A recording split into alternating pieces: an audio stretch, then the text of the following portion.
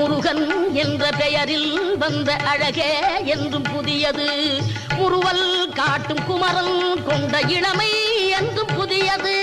முறுவல் காட்டும் குமரன் கொண்ட இளமை என்றும் புதியது